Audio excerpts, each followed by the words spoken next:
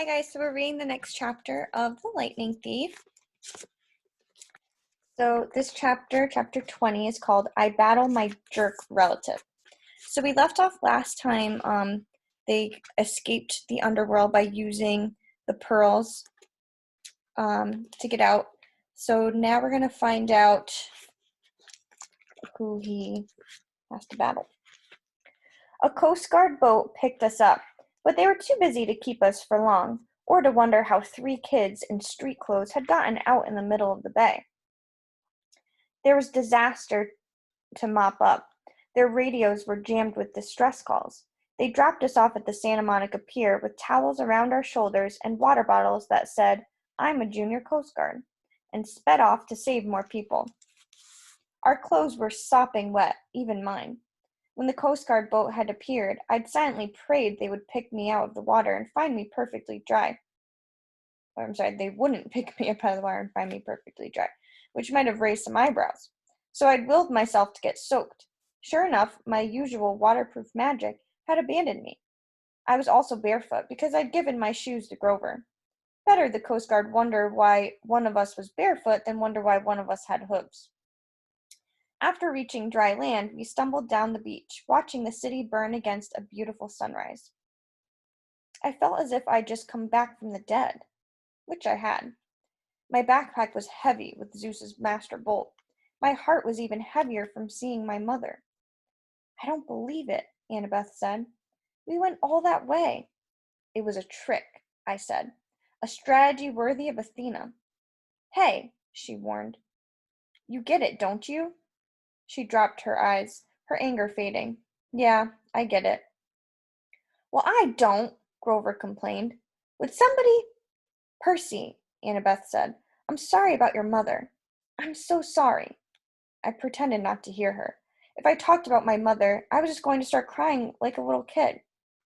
"The prophecy was right," I said. "You shall go west and face the god who has turned." But it wasn't Hades. Hades didn't want war among the big 3. Someone else pulled off the theft. Someone stole Zeus's master bolt and Hades' helm, and framed me because I'm Poseidon's kid. Poseidon will get blamed by both sides. By sundown today, there will be a 3-way war, and all have caused it. Grover shook his head, mystified. But who would be that sneaky? Who would want war that bad? I stopped in my tracks, looking down the beach. Gee, let me think. There he was, waiting for us in his black leather duster and his sunglasses, an aluminum baseball hat propped on his shoulder.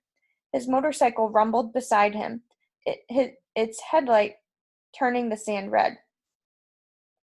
"Hey, kid," Ares said, seeming genuinely pleased to see me.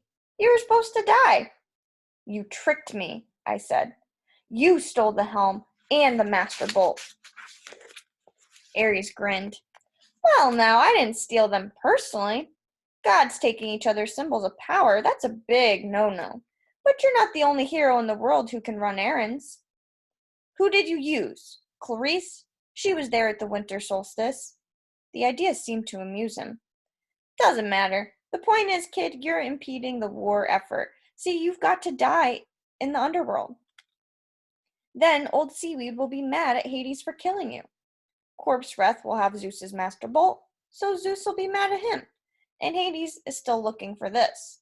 From his pocket he took out a ski cap, the kind bank robbers wear, and placed it between the handlebars of his bike.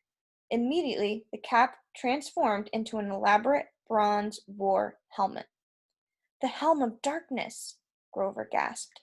"Exactly," Ares said. "Now where was I? Oh yeah, Hades will be mad at both Zeus and Poseidon because he doesn't know who took this. Pretty soon, we got a nice little 3-way slugfest going." "But they're your family," Annabeth protested. Ares shrugged. "Best kind of war, always the bloodiest. Nothing like watching your relatives fight, I always say." "You gave me the backpack in Denver," I said. "The master bolt was in there the whole time." "Yes and no," Ares said. "It's probably too complicated for your little mortal brain to follow, but the backpack is the master bolt's sheath, just morphed a bit. The bolt is connected to it. Sort of like that sword you got, kid. It always returned to your pocket, right? I wasn't sure how Ares knew about that, but I guess a god of war had to make it his business to know about weapons. Anyway, Ares continued, I tinkered with the magic a bit, so the bolt would only return to the sheath once you reached the underworld. You get close to Hades, bingo, you got mail. If you died along the way, no loss, I still had the weapon. Well, why not just keep the master bolt for yourself? I said. Why send it to Hades? Ares got a twitch in his jaw. For a moment, it was almost as if he were listening to another voice, deep inside his head. Why didn't I? Yeah, with that kind of firepower. He held the trance for 1 second, 2 seconds. I exchanged nervous looks with Annabeth. Ares' face cleared. I didn't want the trouble. Better to have you caught red-handed holding the thing. You're lying, I said. Sending the bolt to the underworld wasn't your idea, was it? Of course it was. Smoke drifted up from his sunglasses, as if they were about to catch fire. You didn't order the theft, I guessed. Someone else sent a hero to steal the 2 items. Then, when Zeus sent you to hunt him down, you caught the thief. You didn't turn him over to Zeus. Something convinced you to let him go. You kept the items until another hero could come along and complete the delivery. That thing in the pit is ordering you around. I am the god of war. I take orders from no one. I don't have dreams. I hesitated. Who said anything about dreams? Ares looked agitated, but he tried to cover it with a smirk. Let's get back to the problem at hand, kid. You're alive. I can't have you taking that bolt to Olympus. You just might get those hard-headed idiots to listen to you. So, I've got to kill you. Nothing personal. He snapped his fingers. The sand exploded at his feet, and out charged a wild boar, even larger and uglier than the one whose head hung above the door of Cabin 7 at Camp Half-Blood.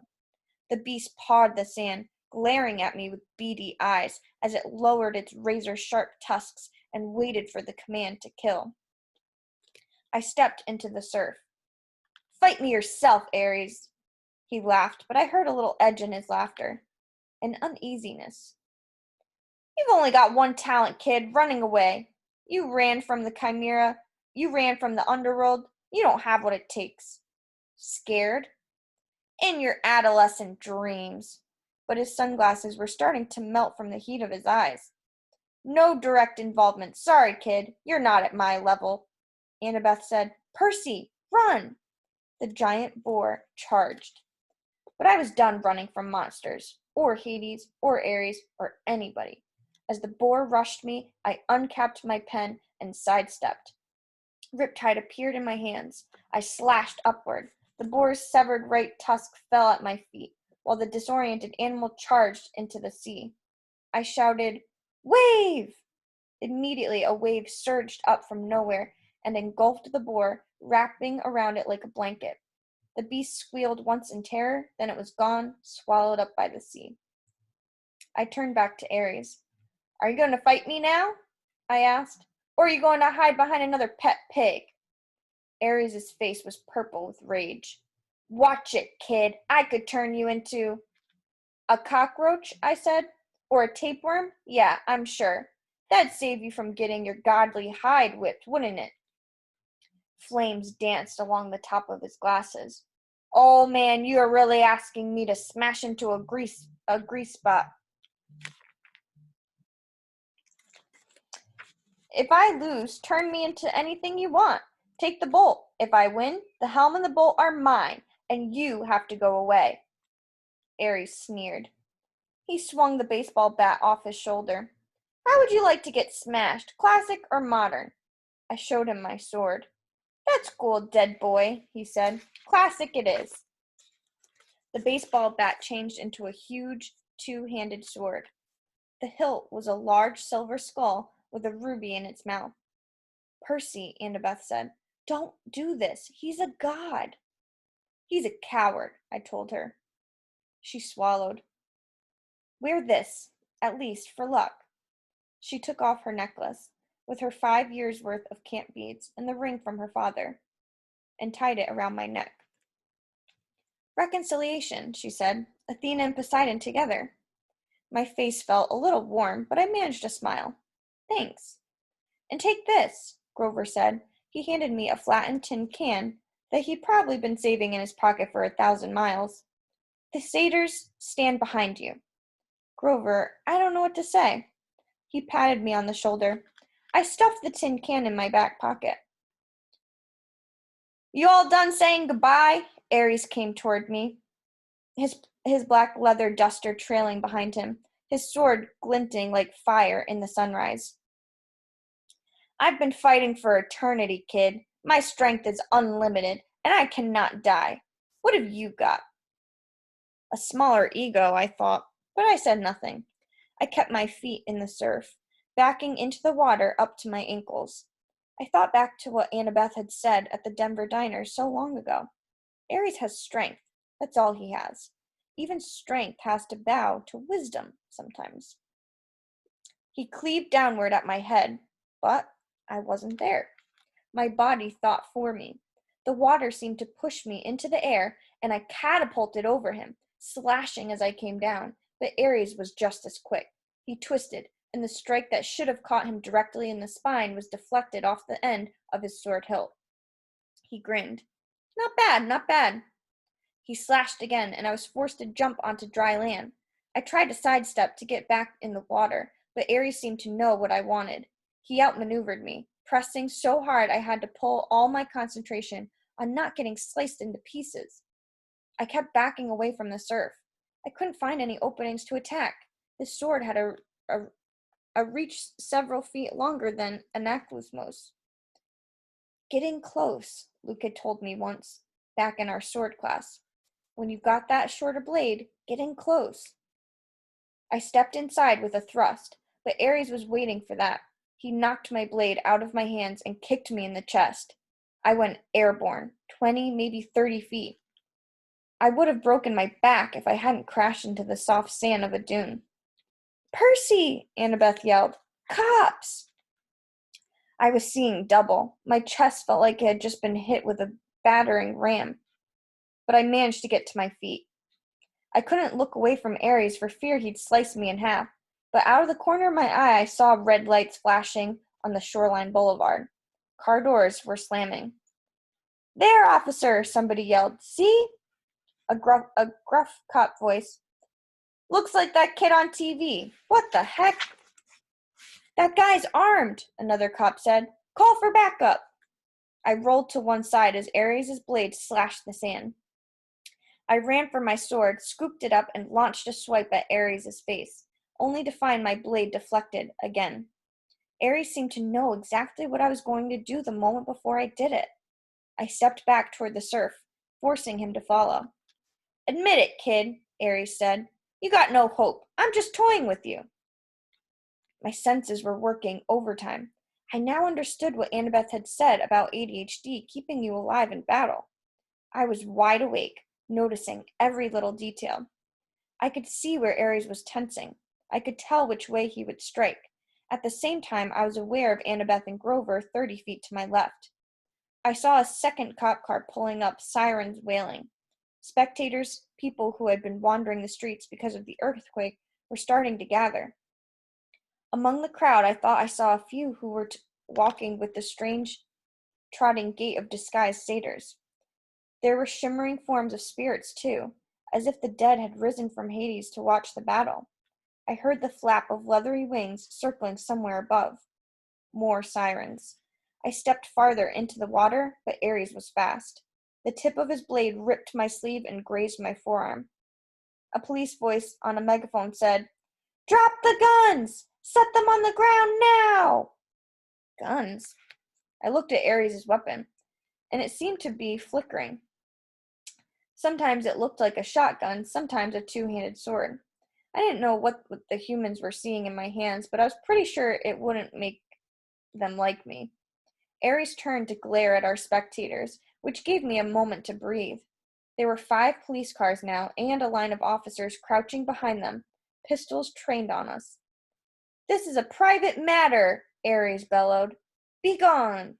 He swept his hand, and a wall of red flame rolled across the patrol cars.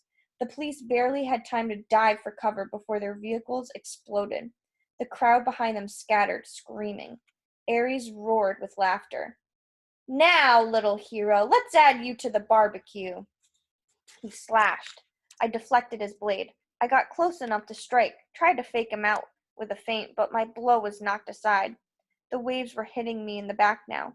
Ares was up to his thighs, wading in after me. I felt the rhythm of the sea, the waves growing larger as the tide rolled in, and suddenly I had an idea. Little waves, I thought, and the water behind me seemed to recede. I was holding back the tide by force of will, but tension was building, like carbonation behind a cork. Ares came toward, grinning confidently. I lowered my blade as if I were too exhausted to go on. Wait for it, I told the sea. The pressure now was almost lifting me off my feet. Ares raised his sword. I released the tide and jumped, rocketing straight over Ares on a wave. A 6-foot wall of water smashed him full in the face, leaving him cursing and sputtering with a mouthful of seaweed. I landed behind him with a splash and feinted toward his head, as I'd done before. He turned in time to raise his sword, but this time he was disoriented. He didn't anticipate the trick. I changed direction, lunged to the side, and stabbed Riptide straight down into the water, sending the point through the god's heel. The roar that followed made Hades' earthquake look like a minor event. The very sea was blasted back from Ares, leaving a wet circle of sand 50 feet wide. The golden blood of the gods flowed from a gash in the war god's boot. The expression on his face was beyond hatred. It was pain, shock, complete disbelief that he'd been wounded. He limped toward me, muttering ancient Greek curses. Something stopped him. It was as if a cloud covered the sun, but worse. Light faded. Sound and color drained away. A cold, heavy presence passed over the beach, slowing time, dropping the temperature to freezing, and making me feel like life was hopeless. Fighting was useless. The darkness lifted. Ares looked stunned. Police cars were burning behind us. The crowd of spectators had fled. Annabeth and Grover stood on the beach in shock, watching the water flood back around Ares' feet, his glowing golden blood dissipating in the tide. Ares lowered his sword. "You have made an enemy, godling," he told me. "You have sealed your fate. Every time you raise your blade in battle, every time you hope for success, you will feel my curse. Beware, Perseus Jackson, beware." His body began to glow. "Percy!" Annabeth shouted. "Don't watch!" I turned away as the god Ares revealed his true immortal form. I somehow knew that if I looked, I would disintegrate into ashes. The light died. I looked back. Ares was gone. The tide rolled out to reveal Hades' bronze helm of darkness. I picked it up and walked toward my friends. But before I got there, I heard the flapping of leathery wings. 3 evil-looking grandmothers with lace hats and fiery whips drifted down from the sky and landed in front of me. The middle fury, the one who had been Mrs. Dodds, stepped forward. Her fangs were bared, but for once she didn't look threatening. She looked more disappointed, as if she'd been planning to have me for supper, but had decided I might give her indigestion. "We saw the whole thing," she hissed. "So, it truly was not you?" I tossed her the helmet, which she caught in surprise. "Return that to Lord Hades," I said. "Tell him the truth. Tell him to call off the war." She hesitated, then ran a forked tongue over her green, leathery lips. "Live well, Percy Jackson. Become a true hero. Because if you do not, if you ever come into my clutches again—" She cackled, savoring the idea. Then she and her sisters rose on their bat wings, fluttered into the smoke-filled sky, and disappeared. I joined Grover and Annabeth, who were staring at me in amazement.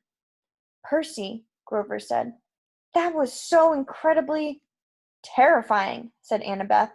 Cool, Grover corrected. I didn't feel terrified. I certainly didn't feel cool. I was tired and sore and completely drained of energy. Did you guys feel that? Whatever it was? I asked. They both nodded uneasily. Must have been the Furies overhead, Grover said. But I wasn't so sure. Something had stopped Ares from killing me, and whatever could do that was a lot stronger than the Furies. I looked at Annabeth, and an understanding passed between us. I knew now what was in that pit, what had spoken from the entrance of Tartarus. I reclaimed my backpack from Grover and looked inside. The master bolt was still there, such a small thing to almost cause World War III. We have to get back to New York, I said. By tonight. That's impossible, Annabeth said. Unless we fly, I agreed. She stared at me. Fly? Like in an airplane? Which you were warned never to do lest Zeus strike you out of the sky, and carrying a weapon that has more destructive power than a nuclear bomb? Yeah, I said. Pretty much exactly like that. Come on. That's the end of chapter 20. So next time we'll read chapter 21, which is called I Settle My Tab. So I hope you guys enjoyed that chapter. Again, it was action-packed and exciting. So enjoy, and I'll talk to you guys later.